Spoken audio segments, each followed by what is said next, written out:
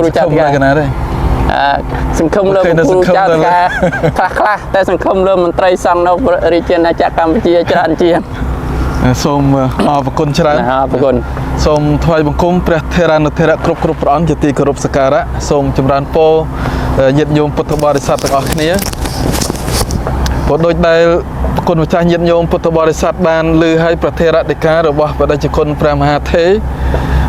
សូមឲ្យញាតិញោមពុទ្ធបរិស័ទចូលរួមជាពិសេសគឺពិធីបុណ្យផ្កាសាមគ្គីនៅថ្ងៃទី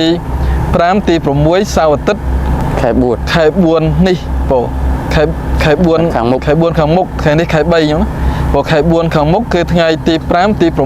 6ហើយញាតិញោមអាចចូលរួមជួយ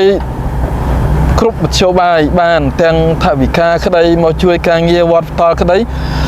ជាពិសេសបើសិនណាញាតិញោមរវល់ខ្លាំងព្រោះមិនអាចជួយអ្វីបានយ៉ាងហោចណាស់ក៏ជួយ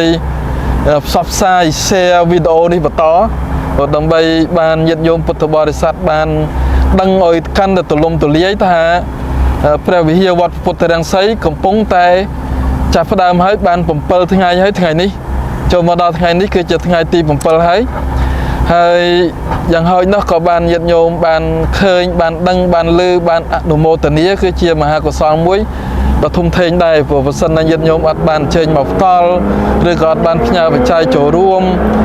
យ៉ាងហោចណាស់ក៏ជួយ share នៅវីដេអូនេះដើម្បីឲ្យញាតិញោមពុទ្ធបរិស័ទគ្រប់ទីកន្លែងទាំងអស់បានដឹងថាសង្គមវត្តអារាមពុទ្ធសាសនាយើងខ្មែរយើងនៅទីនេះ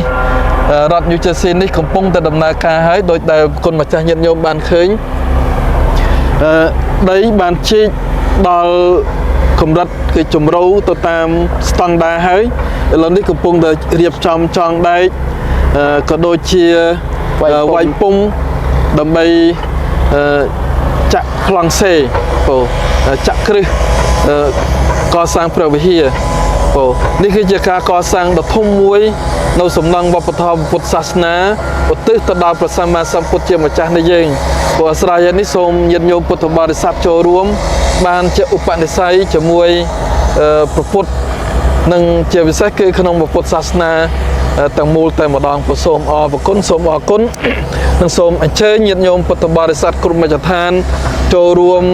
តាមវិធីដែលញាតិញោមអាចចូលរួមបានផ្ញើបច្ច័យមកឬក៏ចូលរួមបុណ្យផ្កាឬក៏ចូលរួមនៅពេលក្រោយណាមួយបុណ្យចូលឆ្នាំបុណ្យកាន់បុណ្យភ្ជុំបិណ្ឌគឺពេលនេះអ្វីដែលជាគោលដៅសំខាន់គឺការកសាងនៅសំណង់វប្បធម៌ពុទ្ធសាសនានឹងតែម្ដងអញ្ចឹងសូមបានចូលរួមជាឧបនិស្ស័យទាំងអស់គ្នាពីព្រោះនេះគឺជាការកសាងថ្មីបំផុតហើយធំបំផុតហើយដោយទឹកចិត្តបរិសុទ្ធជាទីបំផុតនៅលើទឹកដីដ៏បរិសុទ្ធនៃវត្តពុទ្ធរាំងសីរដ្ឋ New Jersey សហរដ្ឋអាមេរិកក៏សូមប្រគេនពរជូនពរនៅពុទ្ធពរទាំងឡាយ4គឺអាយុ